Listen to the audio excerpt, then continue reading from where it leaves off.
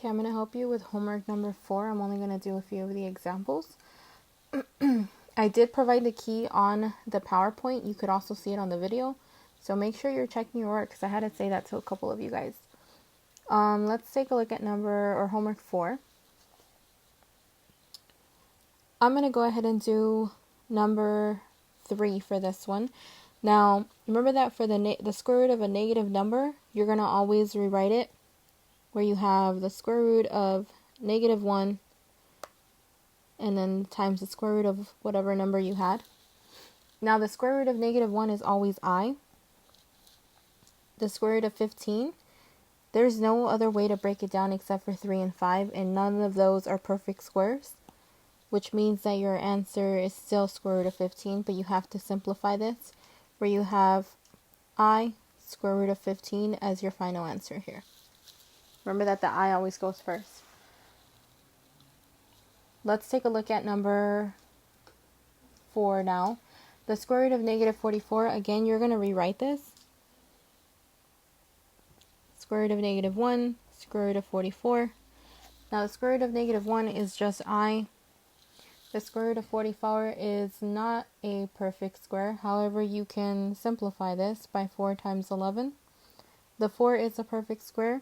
You're left with 2i square root of 11. There's nothing else to do to that square root of 11. Now, please don't put a plus or minus here because that only applies when you're solving. You're just simplifying here.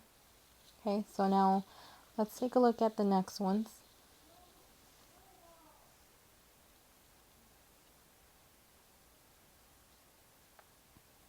Again, the key is on a PowerPoint. You can also use the key that's on the video. Either one, it's the same thing. Now, let's look at number 7. Here you have square root of negative 8 times the square root of 24. My advice to you is to multiply your square roots here.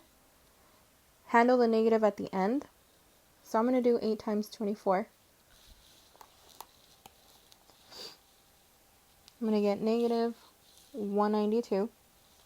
Now remember, you can rewrite this as negative square root of negative 1 times 192. Now, the square root of negative 1 turns into just I, but the 192, you can still break that one down. Okay, so we're going to try and figure out what times what gives me 192, but is also going to give me a perfect square. So for this one, we're going to get 64 times 3.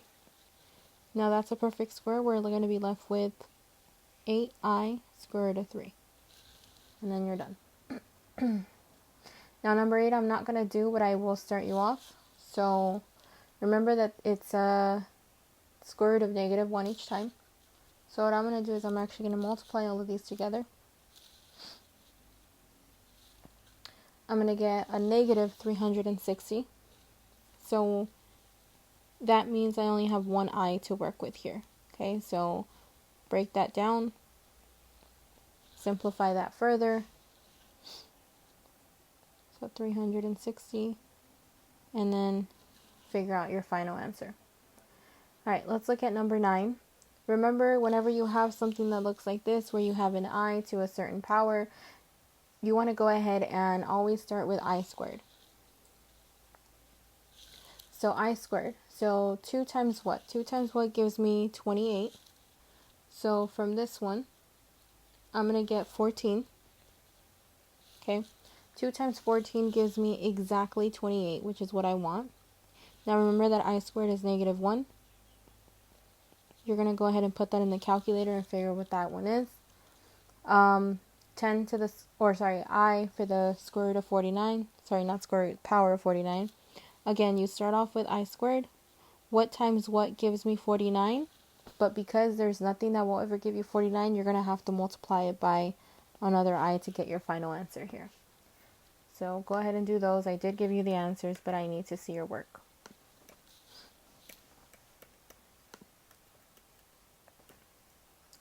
Alright, let's go ahead and take a look at number 12. So for number 12, we have 8i times negative 9i times 6i. So again, I'm going to multiply everything together times those numbers. Whoops.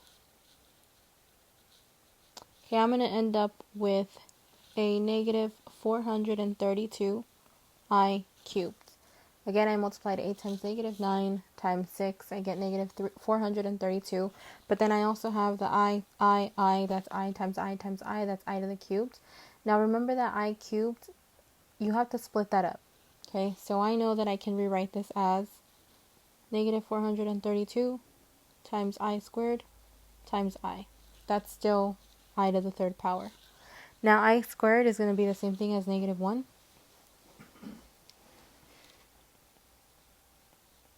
So you have negative 432 times negative 1 times I, which will turn into positive 432I. And then that's your answer. Alright, I'm going to go ahead and do number 14 next. Whenever you have this 2I to the fifth power, if there is no plus or minus inside the parentheses, then that means that you're applying this exponent to everything inside of those parentheses. So I'm going to be having 2 to the fifth power times I to the fifth power times I to the second power times square root of 6 to the second power. And I'm going to clean this up a little bit. 2 to the fifth power means 2 times 2 times 2 over and over 5 times. This is going to generate a 32. I to the fifth times I to the second power is I to the seventh power because you're adding them. And then the square root of 6 times the square root of 6 is the square root of 36, and the square root of 36 is just 6. So now I'm going to go ahead and keep cleaning this up a little bit. So 32 times 6 is 192, I to the seventh power. But remember, you need to break down that I to the seventh power. Always start with 2, so I squared times 3 is 6, but I need one more for 7. Now, I squared is negative 1, and negative 1 cubed, and I'll write it out. Negative 1 cubed is going to be negative 1, so this will be 192 times negative 1 times I. So your final answer would be negative 192 I, and that's it. Okay, so I did some of the difficult ones here. Again, you have the key.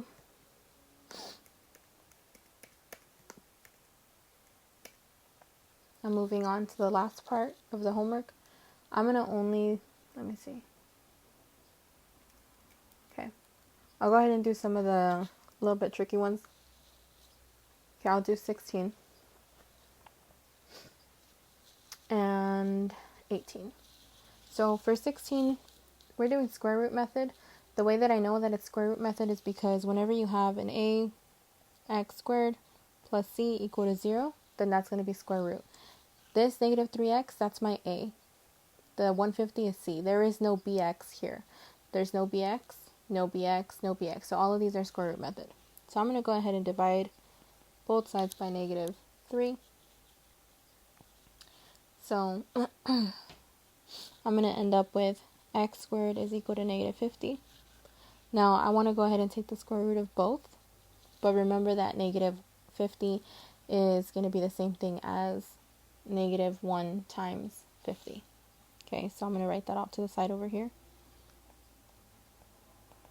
So that's negative 1 times 50. This is I. You're going to break this down by 2 times 25. That's a perfect square, which is your 5. So I'm going to end up with x is equal to plus or minus 5I square root of 2.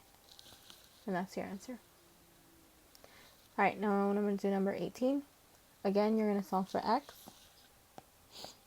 So I'm going to go ahead and subtract 18 to both sides. I'm left with 21 here. However, this x squared is negative, which means that you're going to have to divide everything by negative 1, which is going to give you negative 21. Go ahead and do the square root. Again, write it off to the side. That's the same thing as negative 1 times 21. This is I. This is 3 times 7. 3 times 7 cannot be broken down anymore, which means that the square root of 21 cannot be broken down. So your final answer is x is equal to plus or minus I square root of 21. And then you're done. Okay, let's go ahead and move on.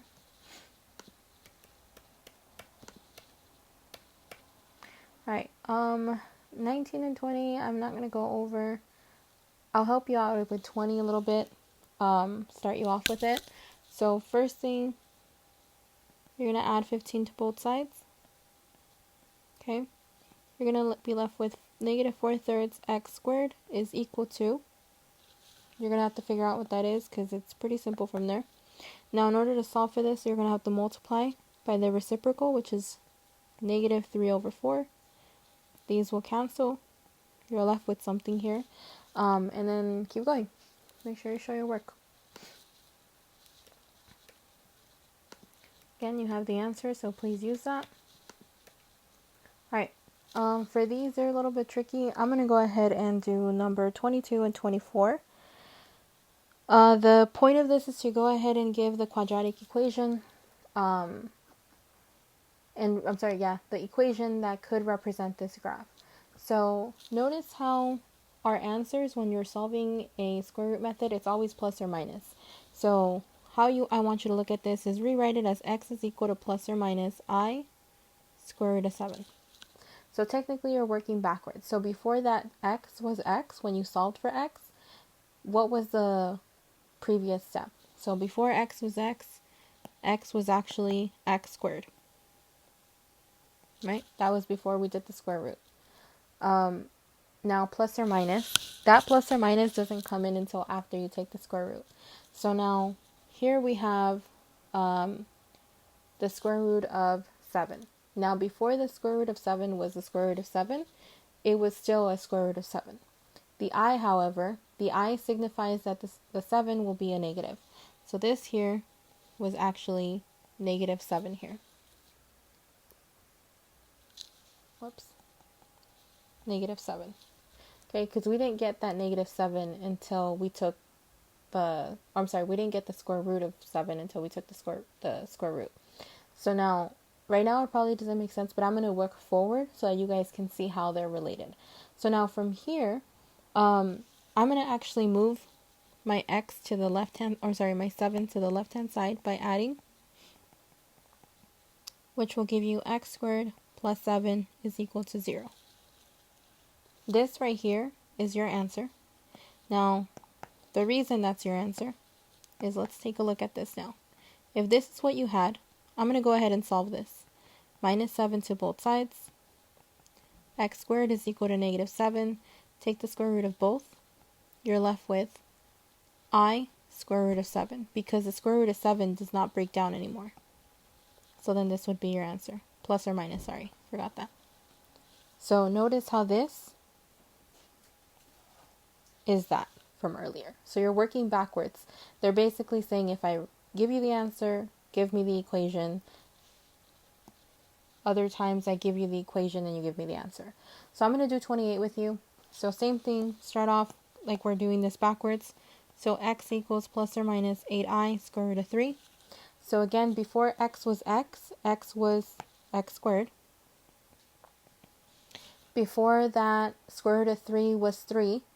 We had, or let's start with the I so you guys can see that. So the I here is the negative 1.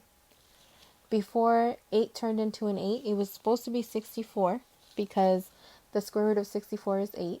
And before that 3 turned into a square root of 3, it was actually just a 3. So we're going to multiply all of these together. And we're going to get x squared is equal to negative 192. Now from there, again, I'm going to move it to the left by adding it.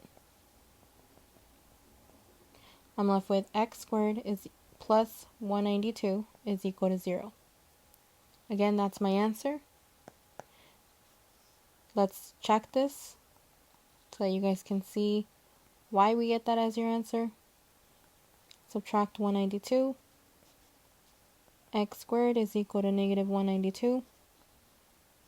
You're going to take the square root. Remember that is negative 1 times 192. Oops.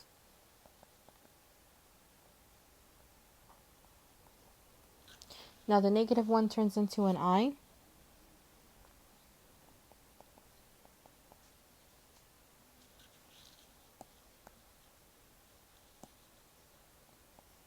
And then the 192, you're going to have to break it down. I'm going to do that over here.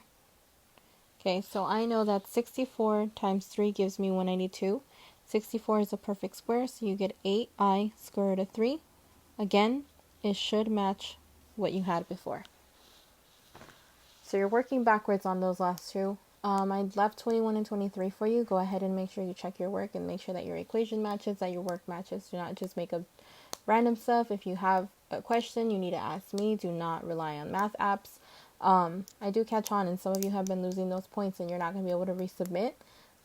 So make sure we're doing it correctly the first time around.